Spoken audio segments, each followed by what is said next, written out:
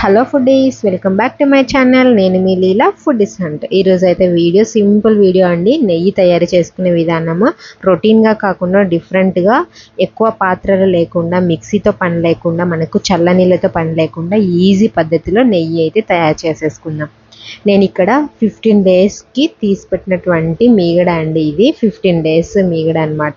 మనకి మీగడ ఎక్కువగా రావాలి అంటే పాలని 1-2 సార్లు బాగా మరిగించుకోవాలి. అది కూడా చిన్న మంట మీద బాగా మరిగించుకున్నామంటే మీగడ చాలా మందంగా కడుతుంది. అప్పుడు మనకు ఎక్కువ వెన్న అనేది తీసుకోగలుగుతాము. దాని ద్వారా మనము నెయ్యి అయితే ప్రిపేర్ చేసేసుకోవచ్చు. చూడండి, నేను ఇక్కడ యూస్ చేస్తున్నది ఓన్లీ 2 బౌల్స్ అండి. 2 అవి కూడా ఒకటి పప్పు గుత్తి, మనం ఇంట్లో యూస్ చేస్తే పప్పు గుత్తి, ఒకటి కడాయి తీసుకున్నాను. దీని ద్వారానే మనము ఈ విధంగా నేను ఈ ప్రాసెస్లో చూపిస్తున్నాను. అదే ప్రాసెస్లో మీరైతే వాటర్ లేకుండా, మీ చేతికి పని లేకుండా, అలాగే తక్కువ సమయంలో ఎక్కువ నెయ్యినైతే తీసేసుకోవచ్చు. మనకి వేస్టేజ్ అనేది కూడా ఎక్కువ అవ్వదండి. ఈజీ ప్రాసెస్లో మనము దీన్ని అయితే చేసేసుకోవచ్చు. తప్పకుండా ఒకసారి వీడియోని ఫుల్గా చూడండి. నేను ఇక్కడ ఓన్లీ పప్పు గుత్తితో మాత్రమే రేముతున్నాను. మనం ఇలా 1 to 10 మినిట్స్ బాగా ఎంత బాగా నేముకున్నామంటే మనకు వెన్న అనేది అంత బాగా వస్తుంది. మీకు కన్సిస్టెన్సీ అర్థమవుతుంది కదా, ఏ విధంగా అయితే వస్తుందో. మనకి చూడండి, బౌల్కి కూడా అంటుకోవడం లేదు. దీన్ని మనం ఇలా ప్రెస్ చేసి బాగా నలుపుకోవడం వలన దీంట్లో ఉన్న వేస్టేజ్ వాటర్ అంతా మనకి ఒక 10 మినిట్స్కి పక్కకి వెళ్ళిపోతుంది. మనం ఎంత బాగా పప్పు గుత్తితో దాన్ని కలుపుకున్నామంటే అంత బాగా వాటర్ అనేది సపరేట్ అవుతుందండి. ఈజీగా మనము ఎలాంటి మిక్సీ జార్ కానీ, తర్వాత మనము చల్ల వాటర్ కానీ ఏమీ యూజ్ చేయకుండా ఇన్స్టంట్గా మన ఇంట్లోనే మనము తక్కువ పాత్రలతో నెయ్యినైతే రెడీ చేసేసుకోవచ్చు. ఇప్పుడు చూడండి, మీకు పప్పు గుత్తికి ఇంతసేపు మనకి వాటరింగ్ లాగా ఏమి అనిపించలేదు. ఇప్పుడు వాటర్ లాగా కనిపిస్తుంది కదా. సో దీన్ని క్లీన్ చేసేసుకొని ఇప్పుడు మనము వెన్న పూసని సపరేట్ చేసేసుకోవడమే అన్నమాట. చూడండి, కలుపుతుంటే మీకు బౌల్లో వాటర్ అయితే యాడ్ అవుతుంది.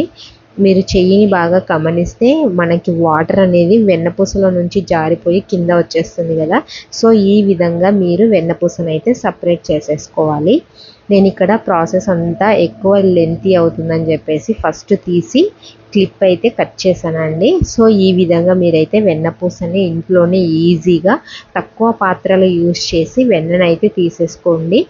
నాకు దీనివల్ల మనకి 40 రూపాయలు పాలు పెట్టి కొన్నామంటే నాకు ఈజీగా నెలకి ఒక 400 నుంచి 800 దాకా లాభం అయితే వస్తుందండి. ఇలా తీసుకున్న వెన్నని నేను సైడ్ బిజినెస్ లాగా మా అపార్ట్మెంట్లోనే కొంతమందికి అమ్మడం జరుగుతుంది. అలాగే మా బంధువుల వాళ్ళకు కూడా అమ్మడం జరుగుతుంది. సో మీరు కూడా ఇంట్లోనే ఉండి ఎర్నింగ్స్ ఈ విధంగా సేవ్ చేసేసుకోవచ్చు. మనకి ఇంట్లో యూజ్ చేసుకోవడానికి వస్తుంది.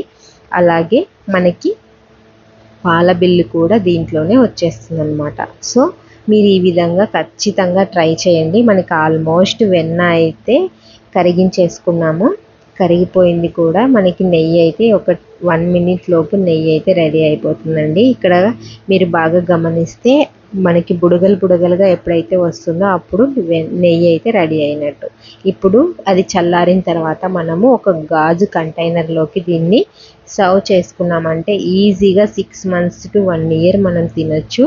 దీన్ని ఫ్రిడ్జ్లో పెట్టుకుంటే 1 year అయినా నిల్వ ఉంటుంది. ఈజీగా మీరు నెయ్యి అయితే తయారు చేసేసుకోవచ్చు. వీడియో నచ్చిందని అనుకుంటున్నాను.